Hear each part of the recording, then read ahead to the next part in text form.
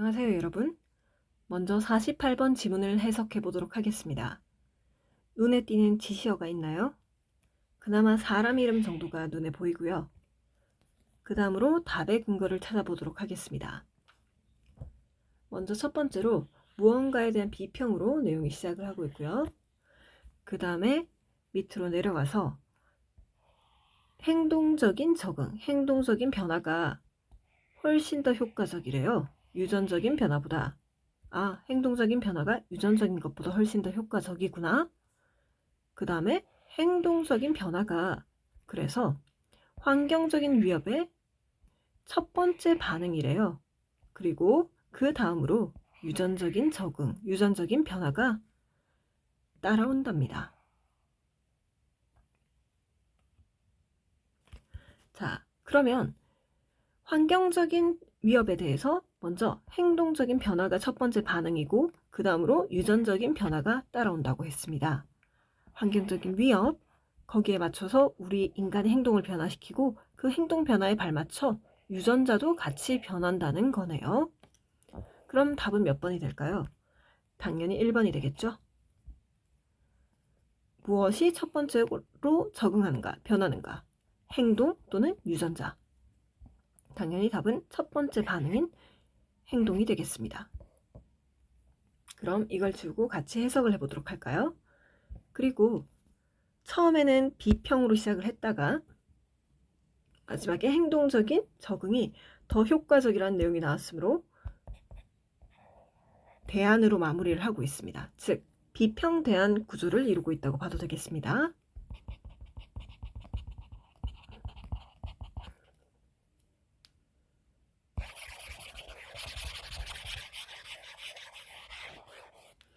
그러면 같이 해석을 해보도록 할까요? 해석을 하기 전에 주요 단어 몇 개를 보도록 하겠습니다.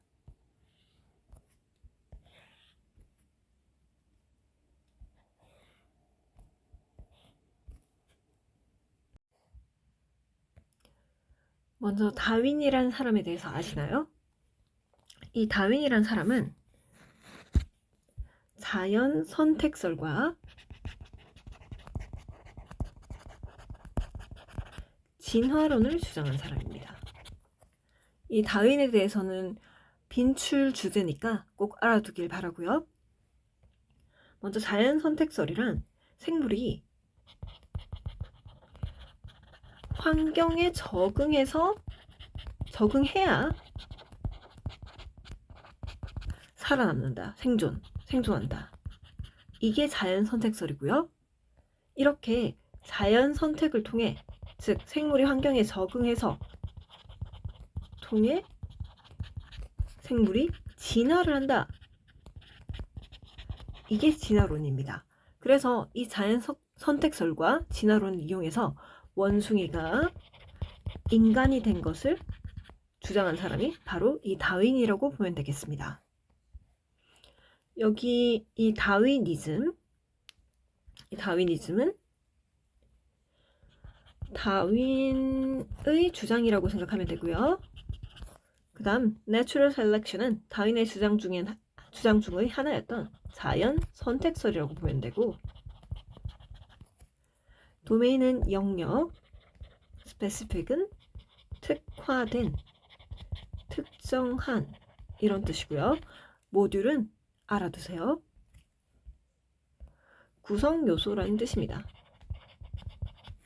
특히 이 모듈이라는 단어는 brain, 뇌와 관련해서 자주 나오니까 꼭 알아두길 바랍니다. 그러면 해석을 시작해 보도록 하겠습니다. common error, 흔한 에러가 있대. 다윈은 thinking, 다윈의 생각, 즉 다윈의 주장에, 근데 그냥 다윈의 주장이 아니야. 현재의 다윈 주장에 에러가 있답니다. 그렇다는 것은 원래의 다윈 주장에는 에러가 없다는 소리도 될 수 있겠죠. 다윈의 주장은 하나뿐이야. 근데 거기에 굳이 현재라는 말을 붙였어. 그렇다는 것은 원래 다윈 주장과는 다르다고 볼 수 있겠죠. 그래서 밑에 보게 되면 strict, 엄격한, 즉 원래 다윈 주장에서는 이라는 말이 나옵니다. 이걸 보면서 현재 다윈의 주장을 해석하는 것과 원래 다윈의 주장이 어땠는지가 서로 다르다 그런 내용이 나오겠구나 라는 것을 짐작할 수 있습니다. 그래서 현재 사람들이 말하는 다윈의 주장에 흔한 에러가 있는데 그 에러가 어떤 가정이래요. 어떤 가정? Selfish genes, 이기적인 유전자가 the prime mover, 주된 원동력이다. 뭐에 있어서? 진화에 있어서. 아, 현재 다윈의 주장은 유전자, 이기적인 유전자가 인간을 evolution, 진화를 시킨다. 이게 현재 다윈 주장이랍니다. 근데 엄격한 다윈의 주장, 원래 다윈 주장에서는요, 진화의 주된 원동력은 환경적인 위협이었대요. 아, 그러면 과거에 엄격했을, 즉 원래 다윈 주장에서는 환경 위협이 인간을 진화시켰답니다. 현재는 유전자가 마치 모든 것을 결정하듯이 공부도 유전자가 타고나야 되고 유전자 때문에 인간이 변하고 이렇게 생각을 하는데 그게 아니야. 환경적인 위협, 환경적인 변화에 따라서 인간은 진화해 왔다는 거죠. 여러분은 환경이 중요하다고 생각하십니까? 유전자가 중요하다고 생각하십니까? 자, 그 다음 이어서 In the absence of threat. 그래서 엄격한 다윈의 주장에서는요. 이렇게 위협이 absence, 없으면 자연 선택설, 즉 다윈의 주장이죠. 자연에 적응해서 생존할 수 있다. 생물들은 이 자연 선택설은 tends to resist change. 오히려 변화에 저항하는 경향이 있대. 아, 위협을 하지 않고는 자연적인 어떤 변화가 없이는 사람들은 보통, 즉 생물들은 보통 변화를 안 하려고 한답니다. 유전자 상관없어. 환경적인 위협이 있어야 사람들은 변화를 하고 진화를 한다는 거죠. 유전자가 어떻든 상관이 없다. It is unbiological. unbiological에서 이 it은 가주어고 to야가 진주어죠. behavioral change. 이 행동적인 변화를 설명해요. 뭐로써? resulting from genetic change. 아, result는 result from은 기억해 두세요. 이 단어를 해야 되는데 안 했군요.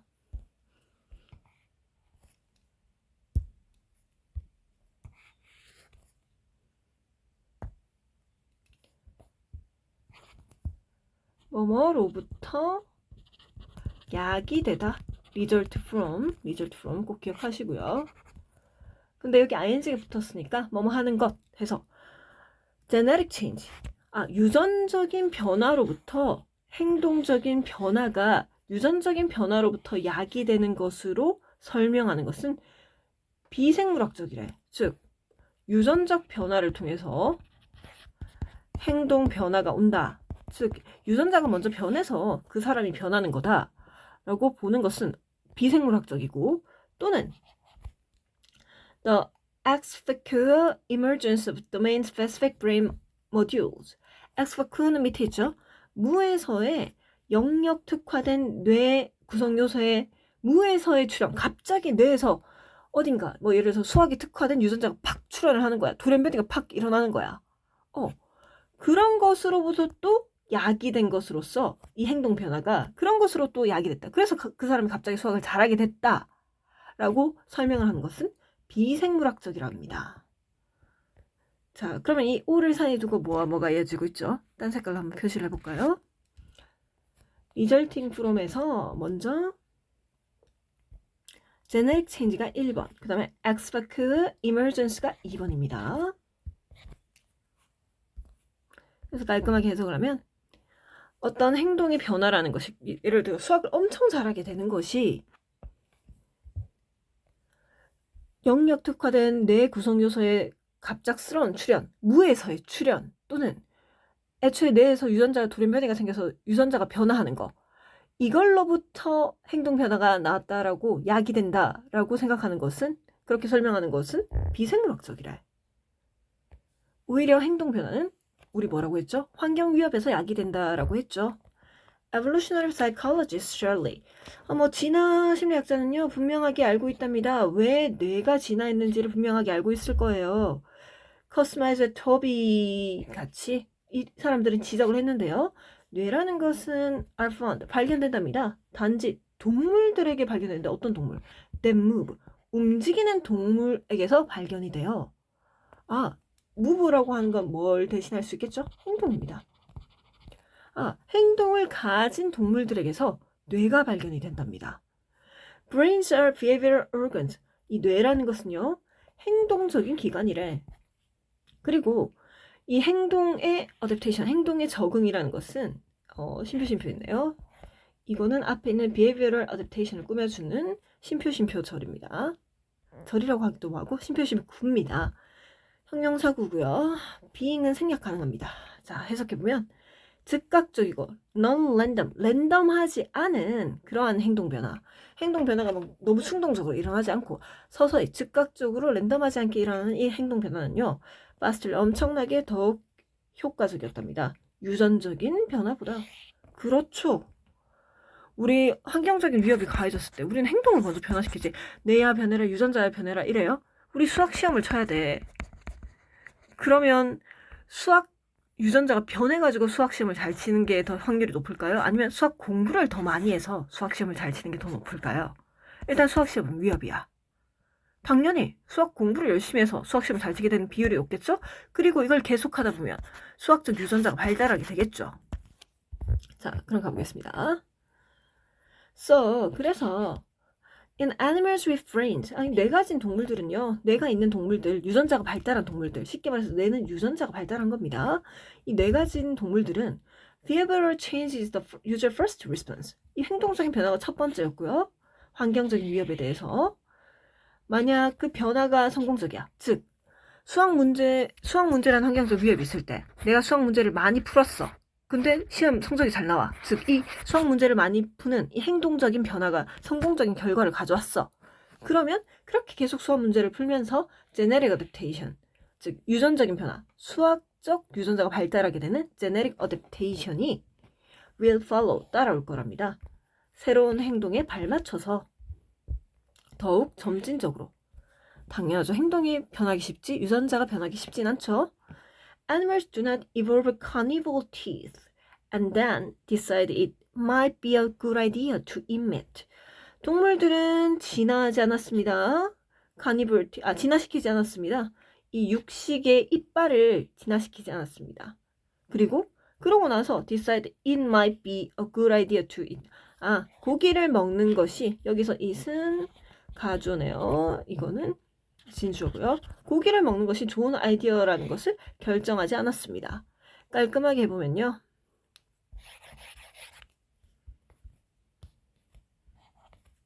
이게 하나입니다. 1번, 2번. 동물들은 육식 이빨을 먼저 진화시켜서 고기를 먹는 것이 좋은 아이디어구나 라고 결정하지 않았답니다. 뭐가 먼저겠어요? 고기를 먹는 것이 좋은 아이디어라는 것을 결정을 하고 계속 고기를 먹는 행동을 하면서 육식 이빨을 진화시켰겠죠? 아까 했던 대로 환경적 위협, 그 다음에 행동의 변화, 그리고 유전자의 변화가 일어났다, 이런 것이고요. 깔끔하게 간단하게 한 번만 정리를 해볼까요, 그러면? 진화 원동력은 유전자가 아니고 환경적 위협이었다라는 게 거의 첫 번째 문단의 주제였죠. 그리고 뇌는 행동기관이라고 했습니다. 이 뇌, 정말 유전자의 집합체인 이 뇌가 행동적 기관이래. 그래서 움직이는 동물한테만 있다고 그랬고요. 그래서 행동기관이니까 당연히 행동이 유전 적응보다 우선했겠죠. 그러면서 결론이 나기를 환경 위협 먼저 오고 행동적으로 먼저 변화를 하고 그 다음에 유전적으로 변화를 했다. 이게 제대로 된 다윈이즘이다. 이런 내용이 되겠습니다. 그리고 prime mover라는 단어에 대해서 간단하게 정리를 한번 해볼까요? 그래서 prime이란 단어를 잠깐 보도록 하겠습니다. 이걸 알면 조금 편해져서요. 먼저 prime이란 단어가 첫 번째 또는 최고의 또는 주된 이런 느낌을 가지고 있어요. 이건 꼭 외워둬야 됩니다. 그래서 단어를 3가지 주겠습니다. primary,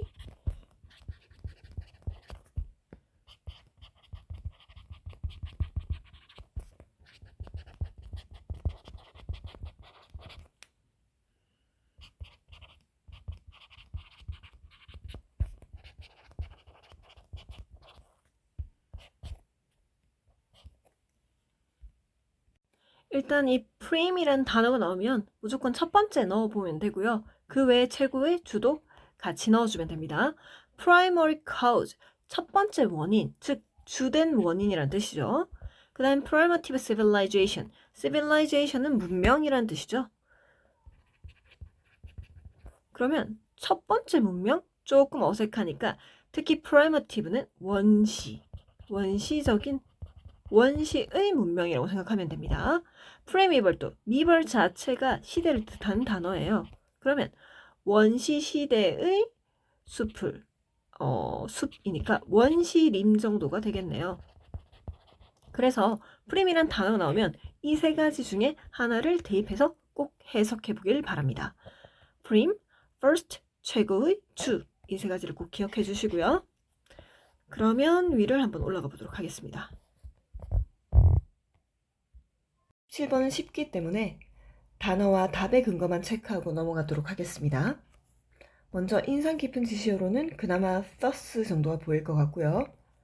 답의 근거로는 마지막에 우리는 너무 많은 likelihood, 가능성을 두고 있대요. too spectacular, 화려하고 flash, 번쩍거리고 loud outcomes, 시끄러운 결과물에다가 너무 많은 가능성을 부여해요. 여기서 투투가 보이죠? 무조건 투투가 보인다고 해서 너무 뭐뭐해서 뭐뭐 할 수 없다라는 뜻으로 쓰이는 건 아닌 거 알고 있죠? 투, 형부, 다음에 투 부정사가 나와야지 너무 뭐뭐해서 뭐뭐 할 수 없다라는 뜻으로 쓰이고, 여기서는 뒤에 명사가 나왔기 때문에 그냥 전치사 뭐뭐에게라는 뜻으로 쓰였습니다. 그래서 우리는 spectacular 하는 것에 너무 많은 가능성을 부여하고 anything silent or invisible we downgrade.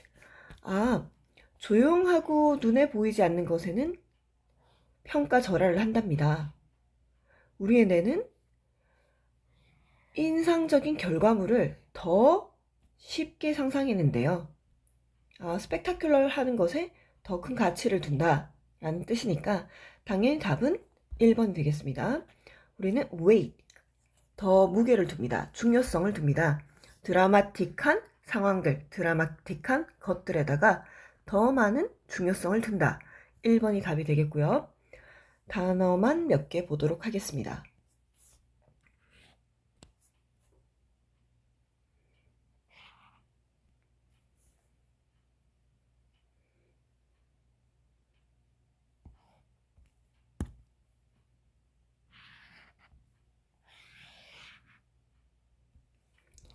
자, 먼저 첫 번째, things를 선생님이 줄 끈 이유는요. things는 뭐뭐하는 것들이라는 뜻은 다 알고 있겠지만 그 외에도 예전에 설명했죠. situation, 상황이란 뜻으로 쓰인다고 설명했죠. 여기서는 상황의 뜻으로 쓰이고 있습니다. 그 다음 chance는 기회라는 뜻이 있지만 또 다른 뜻으로 꼭 알아둬야 되는 거, 가능성이라는 뜻이 있죠. 꼭 기억하시고요.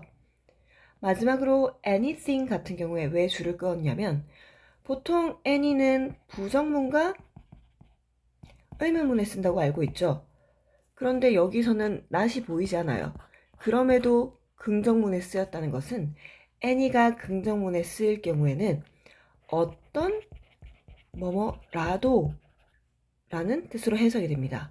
꼭 기억해 주시고요. 이제 긍정문에 쓰인 any를 많이 볼 수 있을 겁니다. 그래서 해석을 해보면 조용하고 눈에 보이지 않는 어떤 것이라도 이렇게 해석이 되는 거죠. 그 다음에 이 문장을 보면 지금 선생님이 파란색으로 끄은 문장 있죠? 이 문장을 보게 되면 뭔가 이상하지 않나요?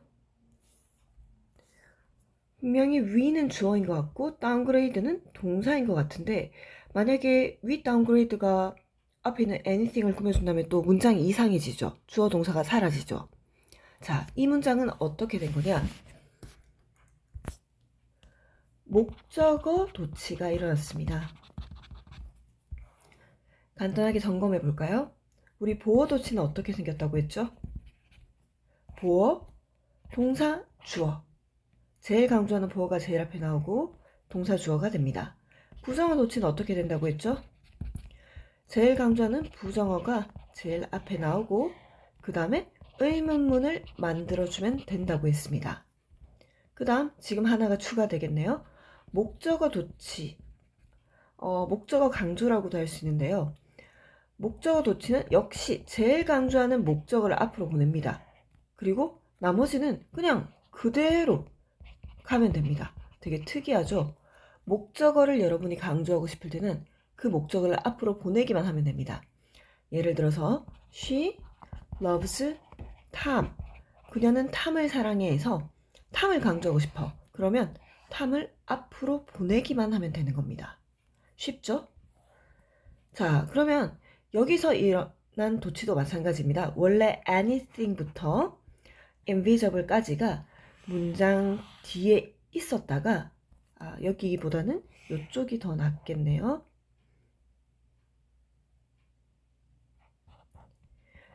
목적어 자리에 있었다가 목적어를 강조해주기 위해서 앞으로 온 겁니다. 그러면 우리는 목적어 자리에 넣어서 해석하면 되는 거예요. 우리는 평가 절하를 하는데 조용하거나 눈에 보이지 않는 어떤 거라도 이렇게 해석하면 끝이에요. 목적어 도치는 목적어를 앞으로 보내면 끝이다. 그래서 이렇게 어색한 문장이 나왔을 때 목적어 도치가 아닌가라는 생각을 여러분이 할 수 있어야 됩니다. 물론 수능을 풀 때는 문법을 일일이 분석하지 않아도 의미가 와닿을 때가 많을 겁니다. 하지만 또 복잡한 문장의 경우에는 분석이 필요한 경우가 있으므로 이런 문법을 알아둬야 되겠고요. 그 다음에 46번으로 한번 가보겠습니다. 46번도 사실상 너무 쉬워서 여러분이 충분히 해석만 보고 풀 수 있을 것이므로 대충 지시어 찾고 주제 찾고 답 찾고 끝내겠습니다. 일단 눈에 보이는 지시어로는 for example이 있네요. 예시가 하나 나왔을 것 같고요. 그 다음에 thus를 통해서 그 앞에 나오는 예시에 대해서 추가적으로 정리를 해주고 있는 것 같아요. 그 다음에 but도 보이네요. 이 but은 추가 강조일지 아니면 역접일지 사소한 but일지 중요한 but일지 한번 해석을 해보면서 여러분이 생각해 봐야겠고요.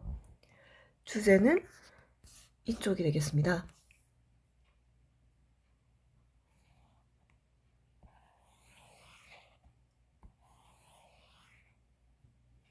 자, 여기만 한번 해석해 볼까요?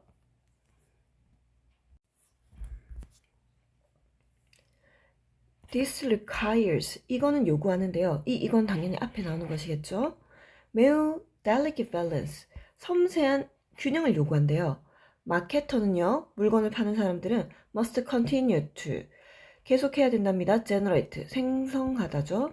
더 많은 customer value, 고객들의 가치를 만들어내야 된대요. 그리고 고객들의 satisfaction, 만족도 만들어내야 된대요. 고객들의 가치, 고객들의 만족도가 and를 사이에 두고 이어지고 있고요. 하지만 not give away the house, 그 집을 날려버려서는 안 된다. 이런 내용인데요. 내용 자체가 대충 어떤 내용이냐면 고객의 만족을 너무 극대화하려고 노력하면 오히려 수익의 악화로 이어질 수 있으니까 밸런스를 맞추자는 내용이 앞에 나옵니다. 앞에 보게 되면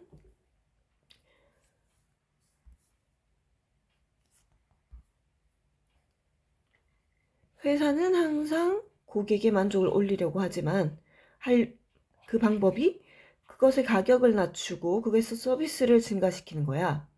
하지만 이렇게 계속 하다 보면요. resulting, 결과가 어떻게 돼요? 더 적은 수입이 될 수가 있대요. 그러므로 밸런스를 맞추자. 이런 내용이 나옵니다. 그러면 답은 몇 번이 될까요? 당연히 이 give away the house. 집을 날려버리는 거. 즉 수익을 악화시키는 것이 있어서는 안 돼. 고객을 만족시켜야 되지만 수익을 악화시킬 정도까지는 하면 안 돼라는 내용이 되어야겠죠. 그래서 여기는 수익을 악화시키다라는 내용이 나와야겠고요. 당연히 답은 1번이 되겠습니다. 간단하게 정리를 하면